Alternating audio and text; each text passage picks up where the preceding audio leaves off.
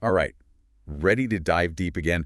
Today we're heading into the Avatar universe, going to be breaking down the four bending styles and all their crazy complexities. Sounds exciting. Yeah, it is right. Our main source for all this is this awesome audio essay that really gets into how each style works, like the mechanics of it and how they've changed over time. Yeah. I mean, you probably think you know bending, everybody's seen the show, but I'm telling you, by the time we're done with this deep dive, you're going to see it in a whole new light. Promise. I think you might be right about that. It really is more than just, those cool moves and epic battles. Totally. What this essay really digs into is how each bending style, connects to the world around it and even different, philosophies of life. It's pretty cool. Okay, well, let's jump right into it. Yeah. So right off the bat, this essay drops this bold claim.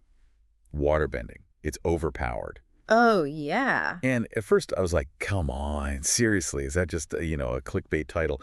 But you know what? The more I listened, the more I started to kind of get where they were coming from. What do you think? Well, if you think about water itself, right, Yeah. it's adaptable. It can be a gentle rain or a crashing wave. Yeah. It can flow around obstacles, and that kind of versatility translates directly into waterbending, right? I see that. It's good for offense and defense, equally effective. For sure. And you see waterbenders switching between liquid, solid, ice, even vapor phases all the time. I mean, 1 minute it's ice spikes, the next it's like a swirling mist. It's true, yeah. And then, on top of all of that, they can heal. Can you imagine a firebender healing a burn using fire? Oh, no way. And you know what? Speaking of power, remember that scene in Korra when she takes on that giant mech? Oh, yeah? She single-handedly creates this massive wave, freezes the whole thing solid. Could any other bending style do that? I don't think so. Yeah. That's just on another level, isn't it? Absolutely. And then there's the elephant in the room. Oh, boy, yeah. Blood bending. Yeah. While it's definitely, thankfully, illegal and it's rare, it's hard to ignore how much control it gives you, Oh, yeah. total dominance. For sure. The essay really focuses on Yakon and Ammon Right. and how they use bloodbending to control people, manipulate them, and it was just terrifyingly effective. Oh, yeah, absolutely. It really raises the question, how do you even balance a bending style that can basically take away someone's free will? It's scary stuff. Yeah. It really adds a whole other layer to the conversation about how powerful water bending is. But, okay, let's switch gears for a sec. Talk about firebending. The essay actually makes this interesting argument. Says it's the most misunderstood discipline. And I know what you're thinking, fire, misunderstood, really. But stay with me here. Yeah, it seems a little counterintuitive, doesn't it? But what this essay does really well is it dives into the history and culture surrounding firebending. Right. You always got to consider that when you're analyzing bending. Absolutely. And it points out that Fire Lord Sozin and his reign so focused on war and military power, that really messed up how people see firebending. Yeah, it's true. It's we were basically trained to just see it as a weapon. Right. This symbol of aggression and domination. Yeah. And because Sozin, erased so much history, we've totally lost sight of what firebending even was before he came along. Totally. It's almost like the true meaning of firebending, the connection to life and energy. It all got buried under all that wartime propaganda. It's crazy when you think about it that way, right? I know, and that's exactly what the essay does. It's it contrasts Sozin's time with examples like the Sun Warriors and the Dragons, who represent a more spiritual and balanced approach. Yeah, exactly. It's about creation and life energy, not just burning everything down. And on that note, we can't forget about lightning and combustion bending. Oh, good point. Those are incredibly powerful techniques. They're so rare, and they completely challenge that simple idea that firebending is only about destruction. They show just how much precision and control you can have with firebending when it's not all about brute force. It really makes you realize how much depth there is to this element. Right. And it makes you wonder, how much knowledge was lost because of Sozin? It's a good question. What other aspects of firebending are we missing? Because that history is just gone. It's true. This essay really makes you think about the true potential of this discipline. It's not just raw power. There's a whole spiritual and philosophical side that we're just starting to understand. Absolutely. And speaking of depth and complexity, let's move on to earthbending. This one, the essay describes it as being rooted in tradition, but also this constant evolution. Yeah, it's a cool duality. So what makes earthbending so unique in that way? Well, you got to think about the nature of Earth itself, Oh, right? yeah. Super solid, it's enduring, but it's also always changing and adapting. Mountains erode, canyons form, new life pops up from the ground, and that duality is reflected in earthbending, I can see that. where you have ancient traditions, but also this drive to push the limits, to see what else is possible. So give me an example of that drive to innovate. Like, what are you talking about specifically? Prime example, metal bending, of Oh, course. for sure, yeah. Toph's discovery, it changed the game completely. She didn't just bend metal, she basically rewrote the rules of earthbending. Totally. Proved that even the most, solid, rigid stuff could be manipulated with the right technique and understanding. Yeah. And that discovery has had a huge impact on the world.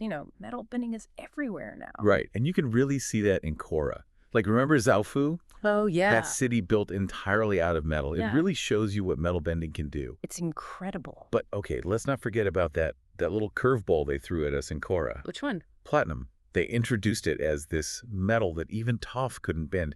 And I'll be honest, I was kind of bummed out. I can see why. Like, why introduce this unbeatable element? That's a good point. But was it really like a nerf to earthbending, as some fans called it? Or was it just like a challenge for future earthbenders to figure out? Mhm. After all, Toph showed us that what seems impossible one day can be totally normal the next. Who's to say someone won't crack the code on platinum? It's true. And that's what's so exciting about it. And while we're at it, we can't forget about those other earth-bending styles like sand bending and lava bending. Oh, yeah. The essay only mentions them briefly, but it makes you realize just how much variety there is within this one element. It's like, what other secrets are hidden within the earth just waiting to be discovered? It's pretty cool. And that's the beauty of earthbending, right? It's constantly evolving, always revealing something new, just like the earth itself. It really is. Endless possibilities. I'm sure. Now, you might think with all this talk about, power and versatility that earthbending would be the most underestimated bending style. Yeah, I can kind of see that. But the essay actually argues that that title goes to airbending. Oh, really? Oh, Airbend. Yeah. I mean, think about it. It's been gone for a century. Their whole culture is about peace, redirection, not brute force. It's true, yeah. It's no wonder people underestimate it. I guess when people think about power, they usually think about, like destroying things, brute Yeah. force. Exactly. But airbending is about finesse. It's about using your opponent's energy against them, controlling the whole battlefield. That's a good point. It's about working smarter, not harder. I like that. And when you put it like that, those examples the essay gives, they make so much more sense. Yeah, right. Like a king, how he was just a kid and was pulling off these incredible wins. Yeah, Zahir developing his own unique style, like so deadly, totally unexpected. completely. And then Tenzin holding his own against like 4 opponents at once, using their own momentum against them. That's just crazy. It really shows you the depth of airbending, and one of the coolest things the essay highlights is spiritual projection. Yeah, it's like the ultimate expression of airbending, you know? Connection, communication, moving beyond your physical body. Wow. It's about transcending the material world, tapping into something much deeper. That's pretty powerful. But there was this one point the essay made that kind of freaked me out. Oh, yeah. What's that? So now we have all these new airbenders, right, from all different backgrounds. Yeah. Not all of them grew up with those air nomad traditions of peace. Right. So what happens when those principles get tossed aside? What happens when someone with bad intentions gets a hold of that power? The essay calls it unhinged airbending. It's not a pretty picture. It's something Core deals with quite a bit. It's true. And it makes sense. How do you control a bending style that's so tied to personal beliefs and spirituality? It's a good question. How do you make sure it's used for good when airbending is all about freedom, breaking boundaries? I don't know. That's definitely something to think about. Okay, now let's move on to something super mysterious. Oh, here we go. Energy bending. It's ancient, it's dangerous, and its history is pretty much lost. A lot of mystery surrounding that one. It's like the ultimate cheat code for bending, right? You Okay. can manipulate the very source of bending. True, it's incredibly powerful. But as the essay points out, there's a huge risk that comes with that kind of power. Yeah, definitely. It's not just bending elements, it's messing with someone's spirit, their connection to the energy that flows through everyone. Right. And the source material makes it clear, if you're going to try to do that, to mess with someone's spirit, Yeah. you got to be unshakable. Any doubt, any weakness on your part could Right. be disastrous. For sure. Not only for you, but for the person you're trying to energy bend. You really got to know what you're doing. And we've seen just how powerful energy bending is in both shows, right? Oh, yeah?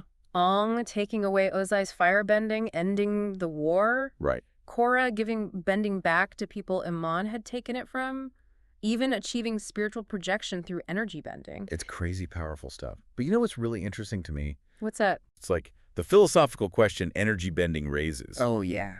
What does it even mean to change someone at their core like that? Is it messing with free will? Are you playing God? That's a heavy question. It's not just about power. It makes you think about like what it means to be human, the spirit world, the whole fabric of reality. It's alive. It really challenges how we see bending and forces us to consider the ethics of it all. It's a theme you see throughout the Avatar universe, but energy bending really brings it to the forefront. For sure.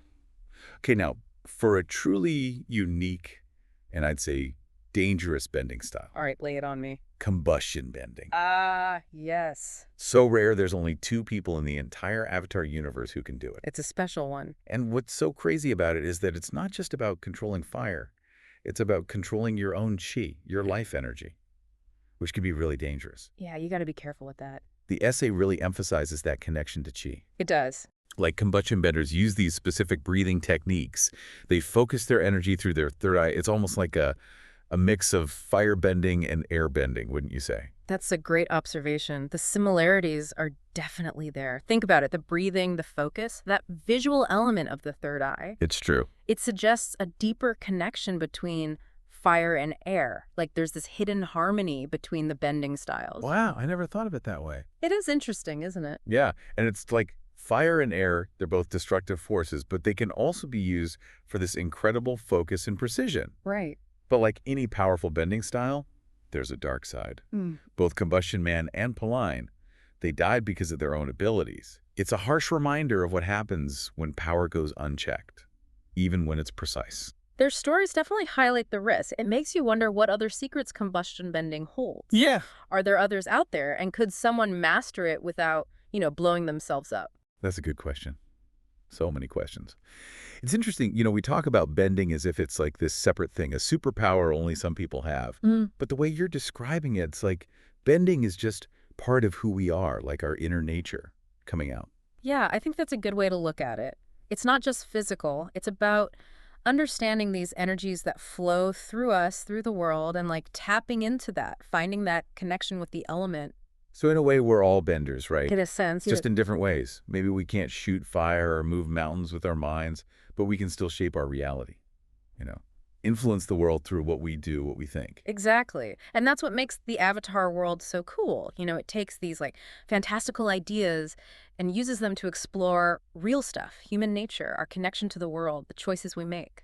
This whole deep dive has really shown me how complex bending is. It's way more than just, fight scenes and those crazy visuals. It really is. It's about who we are, Yeah. who we could be. And it makes you think, doesn't it? Like, as the Avatar world keeps changing, technology gets more advanced, what's going to happen to bending? Will it adapt? What new forms will we see? Those are good questions. And the big one, how will benders use their power to shape the future? You know what? Those are questions we should all be thinking about, not just Avatar fans. The show might be fictional, but the messages, they're real. We all have the power to make a difference, to shape our own lives and build a better future. Absolutely. We really do. And on that note, I think it's time to wrap up this deep dive. Okay. But before we go, one last thought. We've explored all these different bending styles, their strengths, weaknesses, how they can be used for good or for bad. But at the end of the day, the true power of bending, it's not in the element itself. It's in the bender, in their heart, in their mind. Couldn't agree more. It's about choosing how to use that power. Yeah. Finding that balance between strength and compassion, understanding that our actions have consequences. So as you go about your day, face your own challenges. Remember what we talked about. You have the power to shape your own reality. Use it wisely, use it with a purpose, and use it to make the world a little bit better. I love that. That's a perfect way to end it. Thanks for joining us on this deep dive. We'll see you next time.